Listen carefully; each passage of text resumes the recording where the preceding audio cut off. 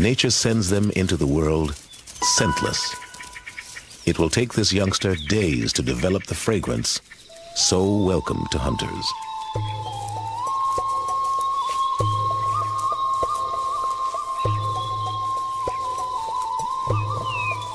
Chololo can sense opportunity, and he's not alone. Every predator out here knows there's young game afoot. But who will find it first?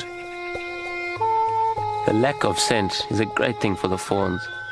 Combined with their ability to lie still in tall grass, it keeps many of them alive. But the predators seldom give up.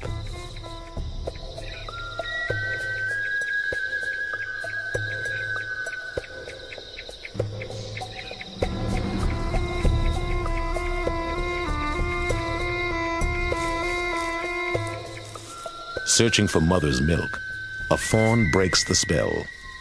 Their reunion draws the attention of a hyena.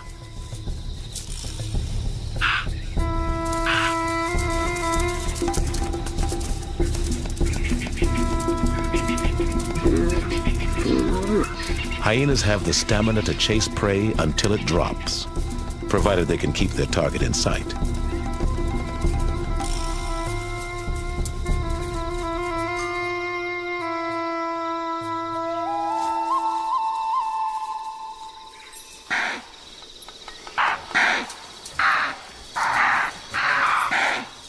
Something has galvanized the herd, and the predators sense it.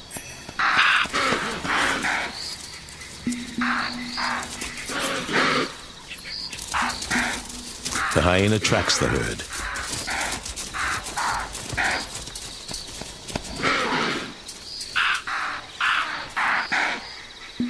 But Chololo takes a different angle.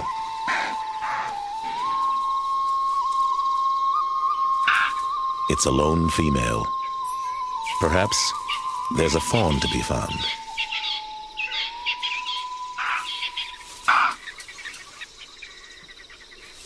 Sensing Chololo's on to something, the hyena heads his way.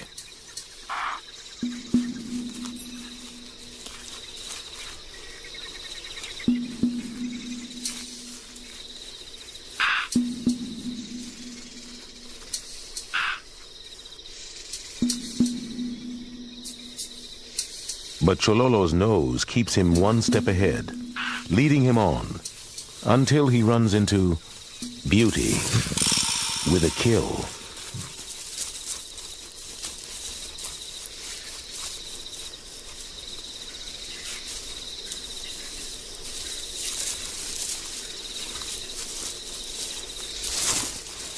To protect her meal, Beauty goes aloft.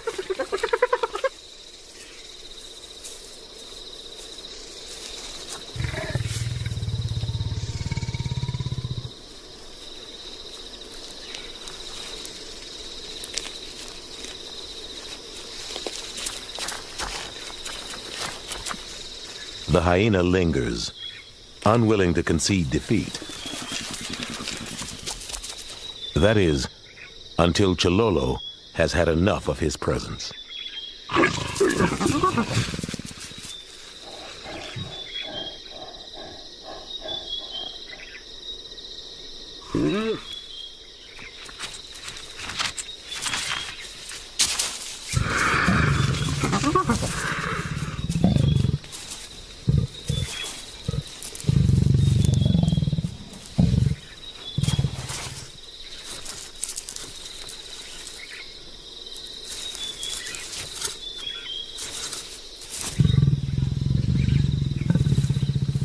After Beauty has cashed her kill, Chololo follows her into the bush.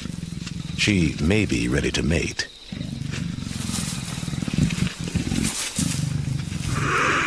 What's surprising about Chololo is that he'll go far out of his way to track down a female, and then ignore her, even when she's thrashing around right in front of him. This can go on for days. Maybe he can sense when the time's not right to mate yet.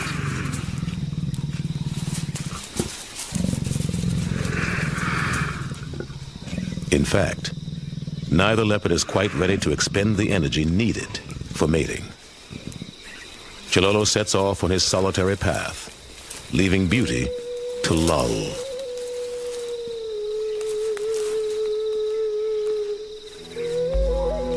All too soon, he reacquires his standard accompaniment.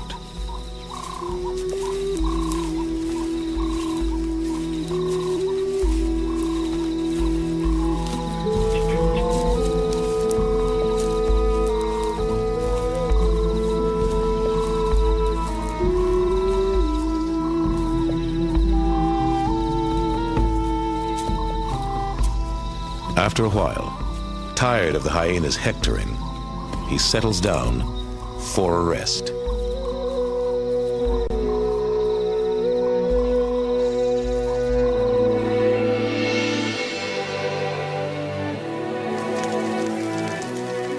Across Africa, bushfires shape the ecology. In Malamala, blazes like these help maintain the balance between grassland and shrub that produces this perfect leopard habitat. The amazing thing about this scene is the absolute lack of concern among the animals for the fire. I'd always been told that if you want to keep animals away, you make a fire. And that's true. If there's a big roaring blaze headed for the animals, they'll go into a frenzy. But if a fire's just burning along, it becomes part of the landscape, and no one much cares about it. A series of moist summers has left the bush very dense. Dead grass has built up, premium tinder, primed to burn fiercely.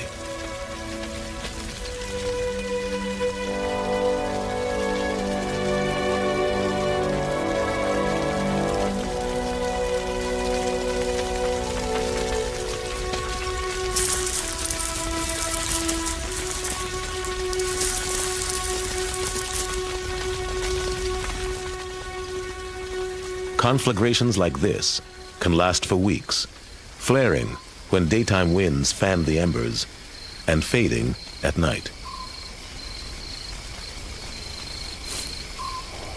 For leopards like Chilolo, a fire is an inconvenience. It burns away his scent marks, so he has to patrol that much harder. On the other hand, with the cover burned away and the dry leaflets are gone, he can find and hunt down his prey more easily.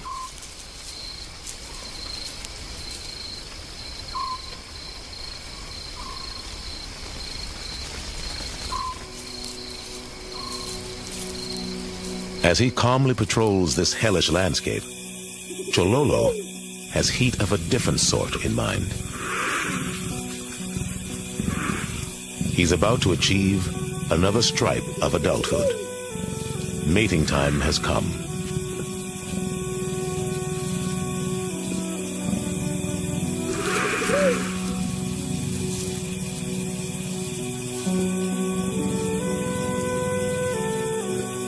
Once they get going, they'll be at it for 4, 5, even 6 days.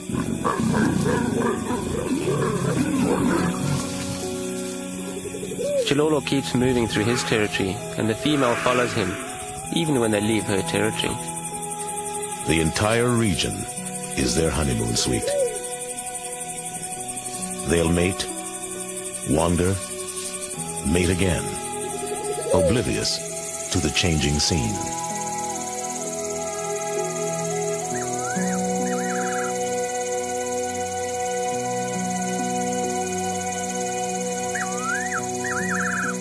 Beauty and Chololo dally near an impala herd, but they're not interested in hunting.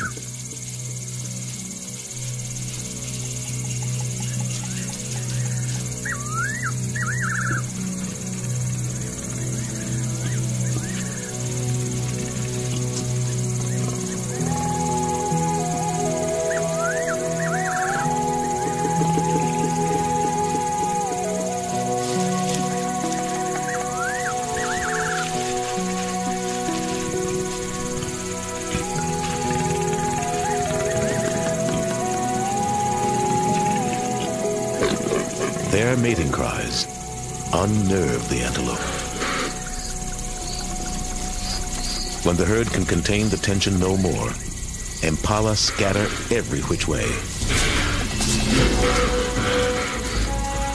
Some run so close to Beauty and Chololo, they trigger the predatory instinct.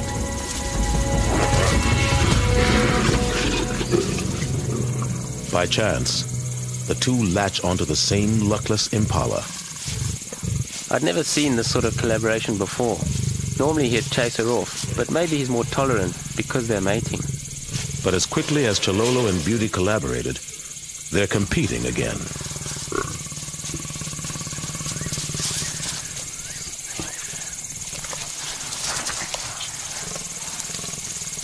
In a show of strength, he overpowers his consort.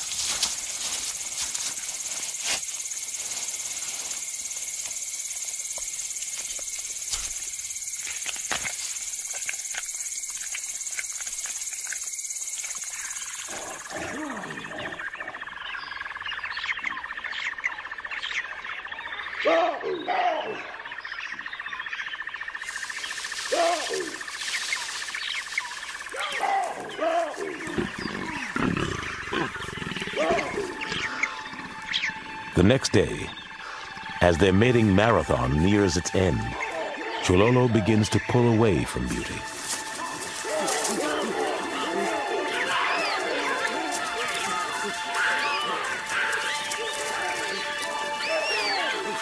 He's drawn back into the isolated existence he usually leads.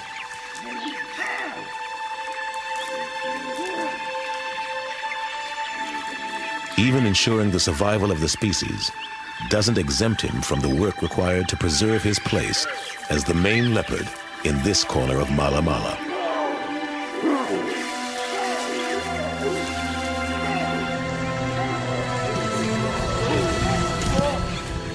Though singed and smoky, Chololo's world remains vibrant, and he sets about reminding its inhabitants who's boss.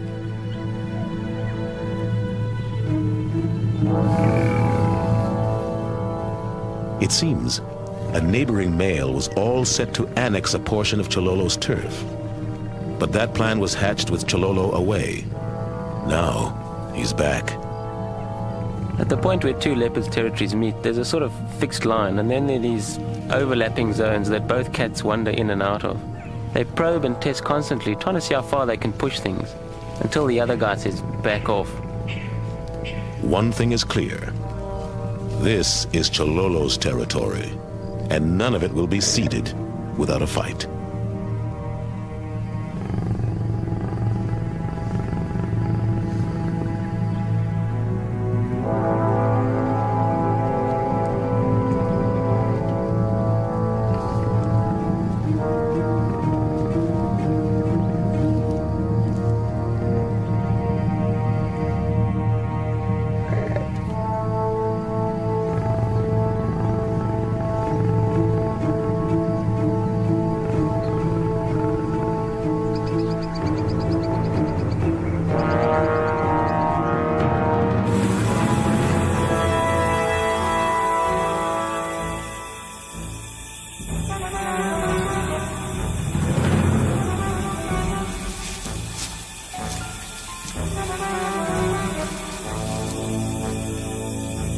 With a full moon rising over Mala Mala, life goes on in all its murderous splendor. The killing takes place at a killing pace, with Chololo in the thick of it. Now, when he brings down an impala, and hyenas make off with the kill, he doesn't give up. Instead, he takes advantage of the herd's confusion and attacks again, immediately.